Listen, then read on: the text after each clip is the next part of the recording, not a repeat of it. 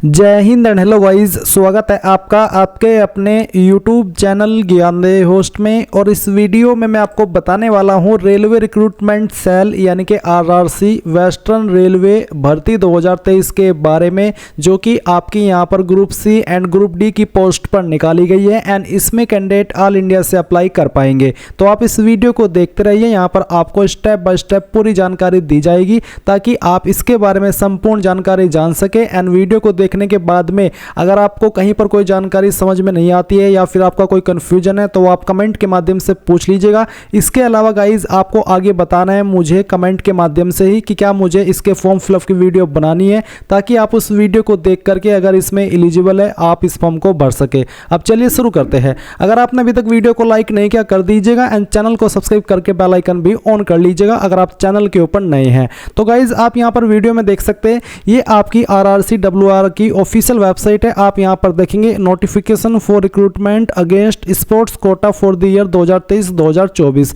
And यहां पर आप जैसे इसको ओपन करेंगे तो click to view download notification, इसके ऊपर क्लिक करने के बाद ये नोटिफिकेशन आपके सामने आ जाएगा। अगर आप इसको यहां से नहीं चेक कर पा रहे तो मैंने आपको इस वीडियो के डिस्क्रिप्शन में हमारी वेबसाइट jobsgyan.in का लिंक दिया है। ये लिंक ओपन करने के बाद में आपके सामने इस भर्ती की जानकारी यहां पर आ जाएगी। आप यहां से शॉर्ट में भी देख सकते हैं एंड आप ऑफिशियल नोटिफिकेशन PDF के ऊपर क्लिक करके डायरेक्टली इस नोटिफिकेशन को भी ओपन कर सकते हैं। यहां पर गाइज आपको जानने को मिलेगा कि ये वैकेंसी आपकी स्पोर्ट्स कोटा के तहत निकाली गई है एंड इसमें जब ये नोटिफिकेशन आया था तब आपकी इंपॉर्टेंट डेट्स फॉर्म भरने की 10 नवंबर 2023 से 9 दिसंबर 2023 थी। और बाद में फिर एक नोटिस और आया जो कि आप यहां पर ऑफिशियल वेबसाइट पर भी देख सकते हैं, जिसमें कि आपकी जो अप्लाई डेट है वो चेंज की गई एंड अभी आप जो इसका फॉर्म फिल कर पाएंगे वो आप 20 नवंबर 2023 से 19 दिसंबर 2023 तक कर पाएंगे। यानी कि अभी आपका अप्लाई लिंक एक्टिवेट नहीं हुआ है। जैसे ही एक्टिवेट होगा, अगर आप चाहते कि मैं आपके लिए फॉर्म फिलअप की वीडियो बनाऊं ताकि आप इस वीडियो को वॉच करके फॉर्म को भर सकें, तो आपको कमेंट करना है फॉर्म फिलअप वीडियो। मुझे समझ में आ जाएगा कि हाँ आपको फॉर्म फिलअप की वीडियो चाहिए, नहीं चाहिए तो आप वो भी कमेंट कर सकते हैं। अब चलिए ये तो ही आपकी इंपॉर्टेंट डेट्स की बात। अब यहाँ पर बात करते हैं आपकी एलिजिबिलिटी, यानी कि कौन लोग इसमें एलिजिबल है। तो जैसा कि आपने यहाँ पर देखा, इसमें आपकी जो वैकेंसी है टोटल वो 64 है, जिसमें कि यहाँ पर ग्रुप C के लिए 21 एंड जो आपकी ग्रुप D की पोस्ट है इसके लिए 43 वैकेंसी निकाली गई है। एंड इसमें यहाँ पर जो आपके स्पोर्ट्स है वो भी आप देख सकते हैं, जैसे कि यहाँ पर breakup of post discipline wise कौन से लेवल के लिए यहाँ पर कौन से इवेंट में कितनी वैकेंसी निकाली। जैसे कि यहाँ पर एथलेटिक्स है, मेल M से मतलब है मेल और W से मतलब है वुमेन।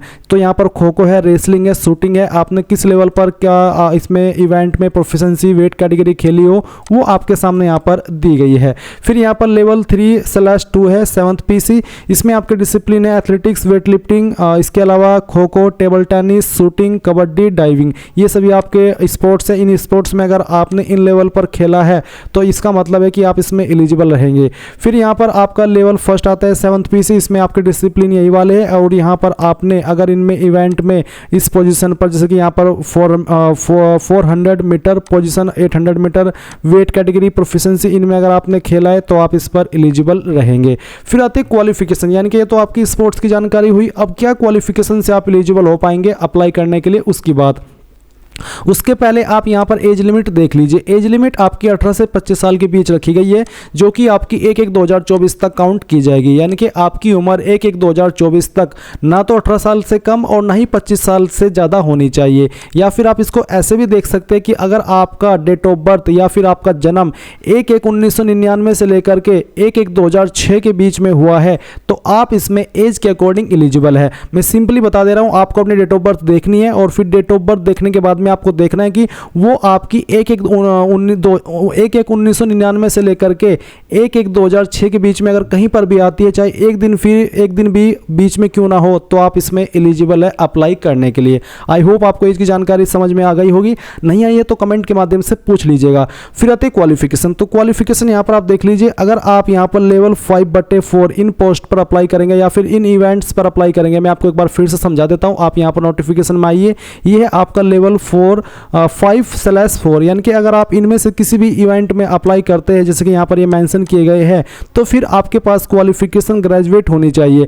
एंड अगर आप यहाँ पर जो लेवल 3/2 है, ये वाले इवेंट्स, तो इनमें अगर आप अप्लाई करते तो आपके पास 12वीं पास की योग्यता या फिर उसके बराबर की अन्य योग्यता यानी कि डिप्लोमा अगर आपके पास है तो आप तब भी अप्लाई कर सकते हैं, या फिर passed matriculation from recognised board plus course completed act apprentice, यानी कि 12वीं नहीं है तो आपने 10वीं पास की हो और आपके पास में यहाँ पर अप्रेंटिसशिप होनी चाहिए। अगर ये भी नहीं है तो आपको बोले कि आपने 10वीं पास की हो और साथ ही आपके पास ITI होनी चाहिए किसी भी ट्रेड में, NCVT या फिर SCVT के द्वारा, तब भी आप इस पर अप्लाई कर पाएंगे। फिर जो आपका लेवल फर्स्ट है, यानी कि जो लेवल फर्स्ट 7th PC है, ये सभी डिसिप्लिन अगर आप यहाँ पर इनमें से किसी पर भी अप्लाई करना चाहते हैं तो फिर आपके पास सिंपली यहाँ पर 10वीं पास की योग्यता होनी चाहिए। अगर आपके पास ITI है तब भी आप अप्लाई कर सकते हैं। एंड यहाँ पर और करके बोला है नेशनल अप्रेंटिसशिप, यानी कि आपके पास NAC अगर सर्टिफिकेट है तब भी आप अप्लाई कर सकते हैं।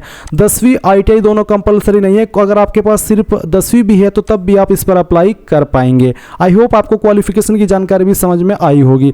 अब यहाँ पर नोट करके बोला है कि person if appointed to the category of clerk cum typist should acquire typing proficiency test of 30 word per minute in English और 25 word per minute in Hindi within a period of 4 year from the date of appointment and till such time their appointment to this category will be provisional.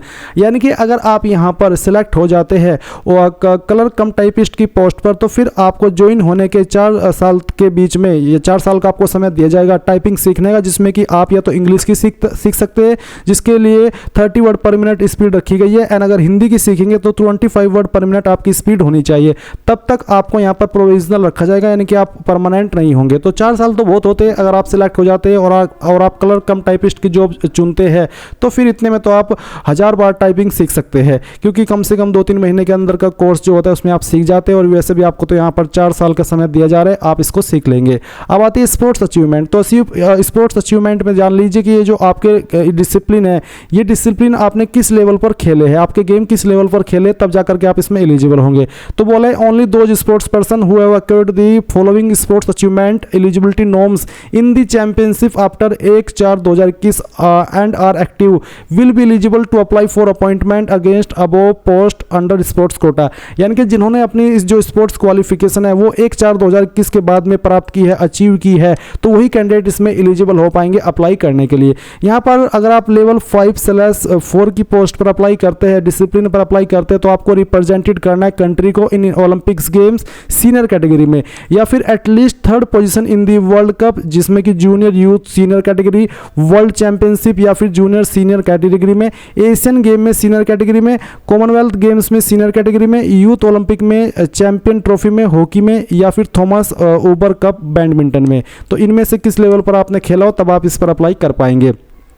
And अगर आप level 3/2 पर apply करें तो आपने represent किया हो world cup, junior youth senior in level पर, या फिर अगर आप लेवल 1 पर अप्लाई करें तो आपने रिप्रेजेंट किया हो कॉमनवेल्थ चैंपियनशिप जूनियर या सीनियर और एशियन चैंपियनशिप या फिर एशिया कप में, या फिर at least 3rd position in federation cup championship senior, या फिर रिप्रेजेंटेड ए स्टेट और equivalent with at least 8 position in senior national championship trophy, तो आप इस पर एलिजिबल हो पाएंगे। एथलेटिक्स मैन एंड वुमेन में यहाँ पर जो आपको सैलरी दी जाएगी वो आप देख सकते हैं, ग्रेड पे आपको 1900 मिलेगा, 5200 रुपये से लेकर के 20200 सैलरी मिलेगी, एंड जो बाकी है वो भी आप चेक कर सकते हैं। तो बेसिकली आपको पूरी जानकारी यहाँ पर दे दी गई है इसके बारे में। अगर बात करें एप्लीकेशन फीस की कि क्या एप्लीकेशन फीस आपको पे करनी है, तो आपको यहाँ पर जनरल OBC को 500 रुपये फीस पे करनी होगी, जो कि आप यहाँ पर चेक कर सकते हैं।